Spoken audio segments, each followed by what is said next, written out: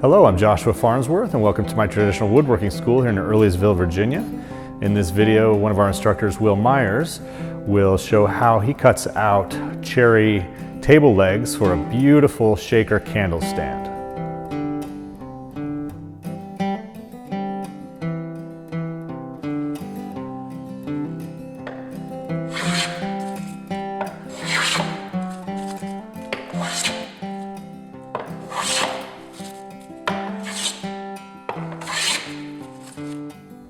We've completed our little layout tool, so now we're ready to go ahead and get the legs sawn out and get ready for this these dovetails. And this leg is, kind of like I was talking earlier, it's a very important part of the table, and a lot of people would look at it and say, well, it's so thin, it wouldn't work, but it does. I mean, you have to look at the originals. They're dated to around 1830, so it's proof enough it'll work, so, for me. But the part of what makes this work is how the grain is oriented in this leg, and you can see it. I can see it a little bit better on this side. The grain is running pretty much straight down through here. It's kind of descending just a little bit. And then we've got short grain right here, and the leg would be weak at this point, and it's strong here. And when pressure's applied to it, when the table's standing, this part right here needs to be the strongest. This down here is in compression, so it's actually pushing that part of the leg together. So that's how that works with this short grain down here, long grain through the most of the run right here. And so to make these, to cut them out, it's not much to it really. And you can see I've got one already started right here that cut out in another one. But the several ways to do it. First, of course, you need to lay your pattern out and scribe around it that we made. And of course, being sure to be very conscious of which way the grain's running. But as far as the actual cutting part, a coping saw, you can do it all with a coping saw. The only drawback to that is just a lot of them don't have a very big throat to them. But you may have to take a handsaw or something and trim some of your waste so you can reach in there to get it. But a coping saw will do it just fine. And with a lot of the blades that are available for these now, they're very fast because it's just a thin little blade, and they'll fly right through there. But on these, I usually use this little bow saw here, and this is one that Bill Anderson and Joshua just made a video on, actually, and is out. And this is called Howarth bow saw. And what makes it kind of special compared to most is these pins right here that hold the blade on either end. They're tapered. They're actually smaller over here and bigger back here, and you can see this one's kind of sticking off the end bar just a little bit. What that does is it allows those pins to kind of wedge in, and it holds the blade at wherever you turn it, whereas one with straight pins tends to want to turn when you don't want it to. So this got enough pressure to where I can turn it by hand, but it doesn't move after I get it there. So. And another thing about bow saws, be sure when you're not using them to release the tension. So this one, we're going to tighten it up. I'm going to go ahead and clamp this up and finish sawing out this other leg. And another little tidbit here. You notice I've left this extra waste on here. I haven't cut short pieces. And that's pretty handy in the fact that you can actually use that to clamp to. So we've got more sticking up here that we can access. So clamp that up there. We got our saw tightened up. We're just going to go ahead and work our way on down here and get these legs finished sawing out, and we're going to be ready to do a little bit of shaping and then on to the dovetails.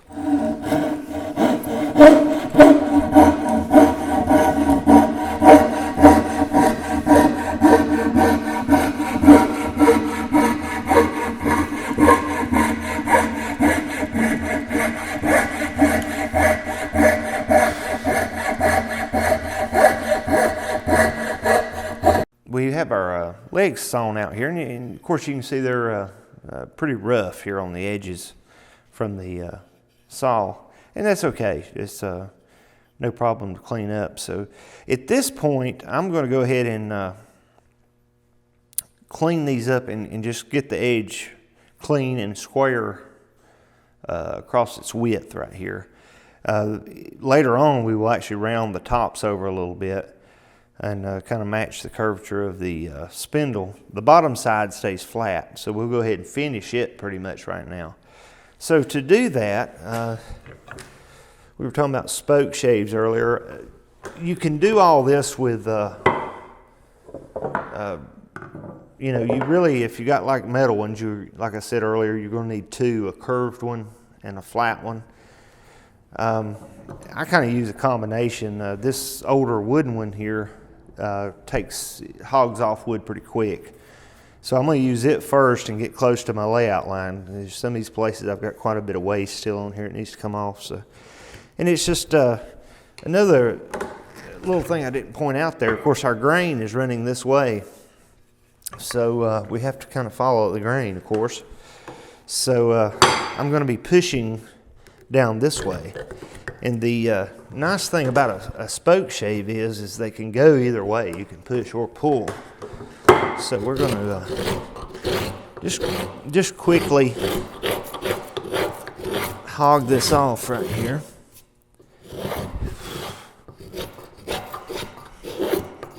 Down to our layout line. And you can see that's pretty quick work. And my grain is reversing right here just a little bit, so I'm going to have to come back.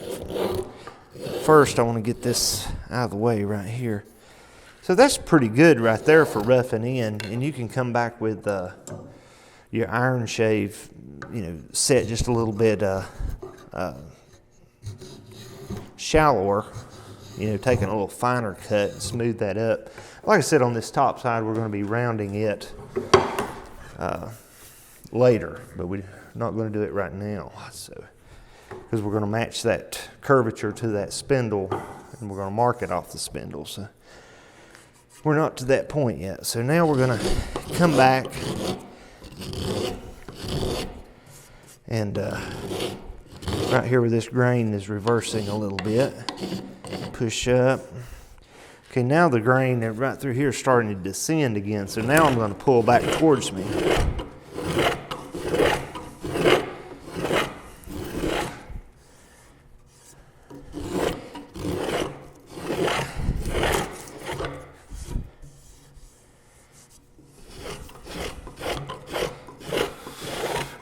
And as you go along here, you know, kind of pay attention to where your, you know, humps and bumps are. I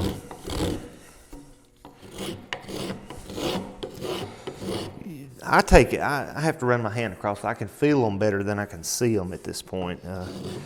After a nice, pretty finish is on it, you can see them really well. But you don't want to find them then. You want to find them now. So the main thing is just kind of get down to our layout line there and get the, you know, down to that final shape. Now down here, we're getting into this where this grain is running. We're going almost straight across grain, so it may help you to skew the shave a little bit.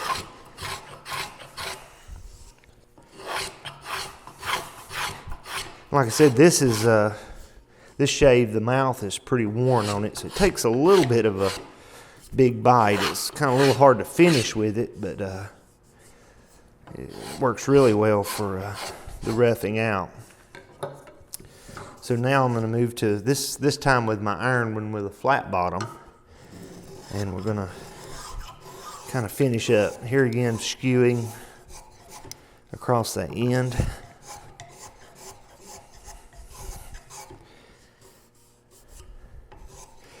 And something I haven't talked about, you could do this with a rasp, but I don't know. To me, this is a lot of fun to do with a shave, and it would be drudgery with a rasp. So, and the shave, of course, leaves a much nicer surface than most rasps. You can buy some of the really more expensive ones, you know, really hand cut ones and stuff do really nice work. So that's about it on this top side for right now. We'll come back and do some more. But you can kind of see we're down to we're got the shapes. We can see it pretty well now. So now we got this rough bottom. And here again, the grain's going to reverse on us partway through it. So we start out. I usually start out on this end. I don't know why.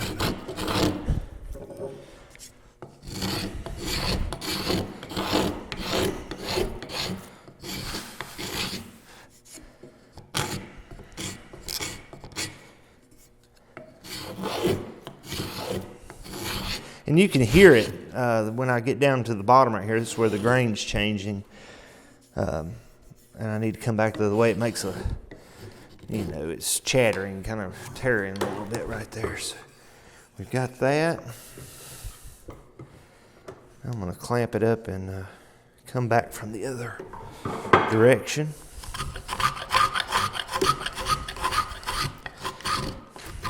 And you know, you can see your layout lines there. Concentrate on the, if you've got an obvious bump, you know, kind of concentrate on it for a stroke or two before you go all the way across. And here again, we're on this cross grain.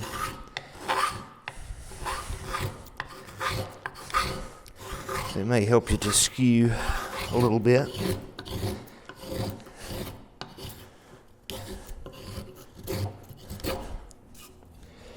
And right here's where my grain is reversing. So come back this way just a little bit and kind of clean that up.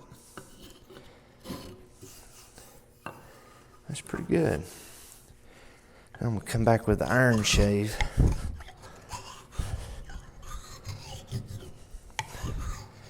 Kind of finish that up. Like I said, the bottom side we're pretty much done with after this. I'm going to turn it around and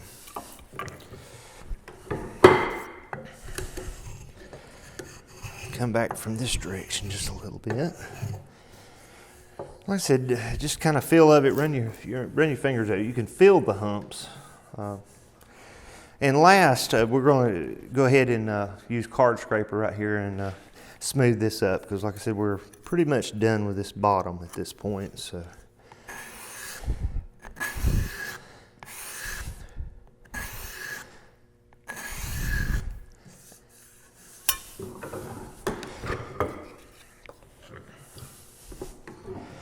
the scraper does a good job of cleaning up what the you know, the shave where your starts and stops from your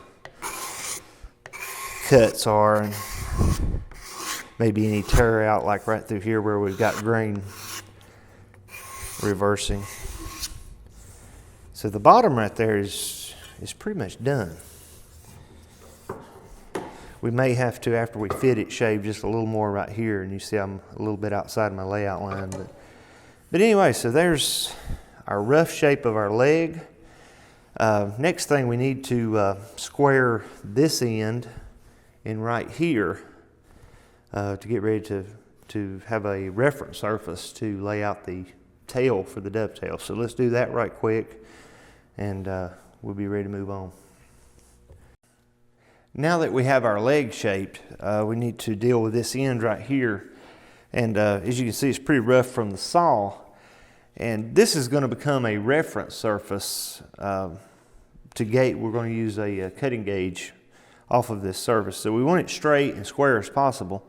So what we're going to do is, first off, I'm going to take just a block plane and get this a little closer to our layout line. Then we're going to use a shooting board to get it very accurate. And we're also going to shoot this little top edge right here too.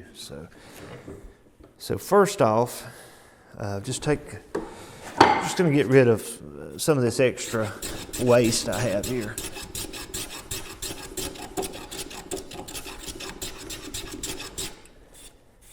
Just a little bit quicker with block plane. And this doesn't have to be perfect as far as there could still be a few saw marks in it, like this one's probably going to have. But main thing is it's square and straight. So while I've got it down here, I'm going to go ahead and touch this end up right here just a little.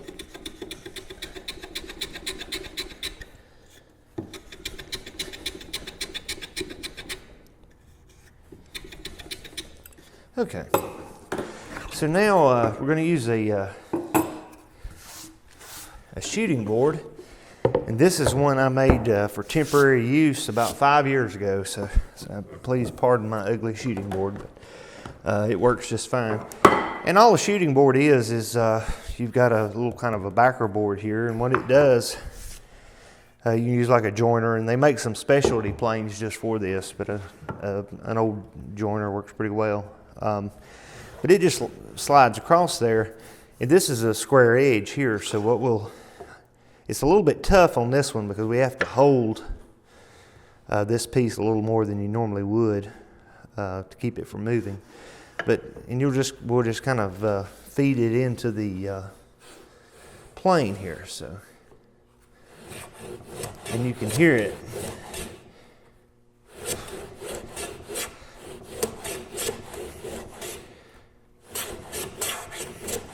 As it starts to cut. And it doesn't take big bites at a time, so just kind of you have to kind of gradually feed it up there.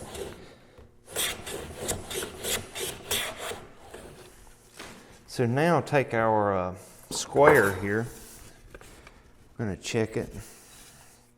And then right here, just check to make sure it's straight over its length. Okay, now with that edge straight and square, we're going to deal with this top edge, and it's much easier. So we just put this straight edge we just shot up against the fence, kind of like so, and just the same thing again.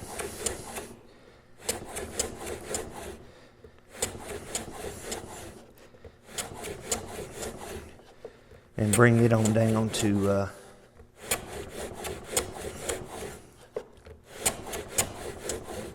I should have took a little more off of the block plane.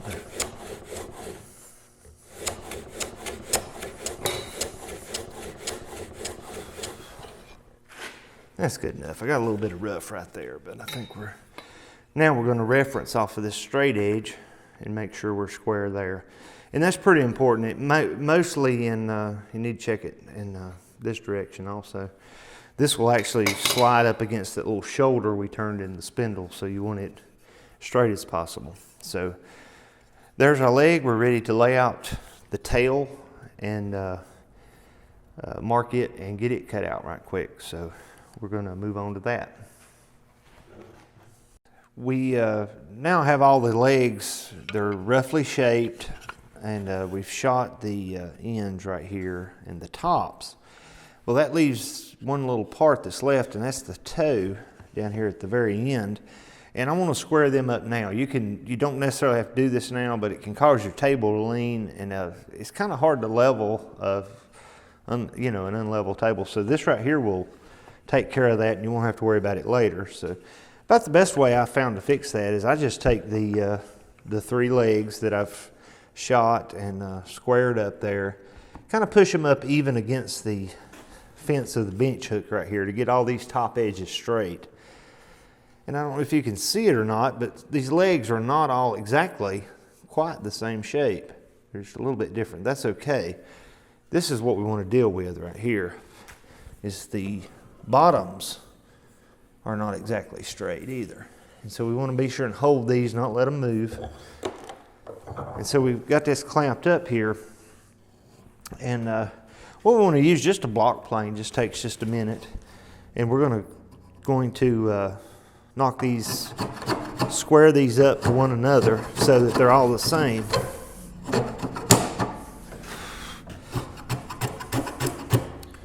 That didn't move, no.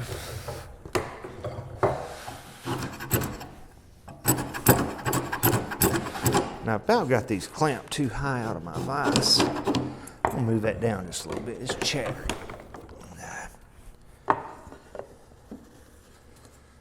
But the main thing, of course, be sure these stay even. Let's try this one more time.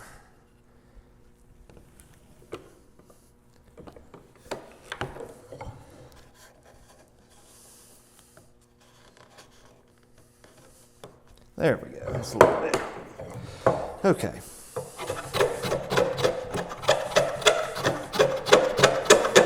And we're going to bring these down to where they're all three meeting one another.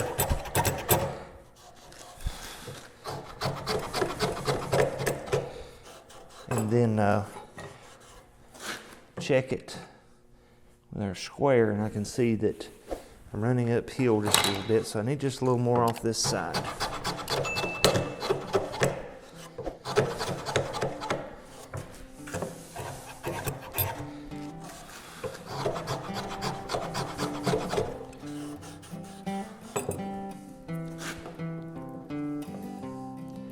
Okay, now we look pretty good.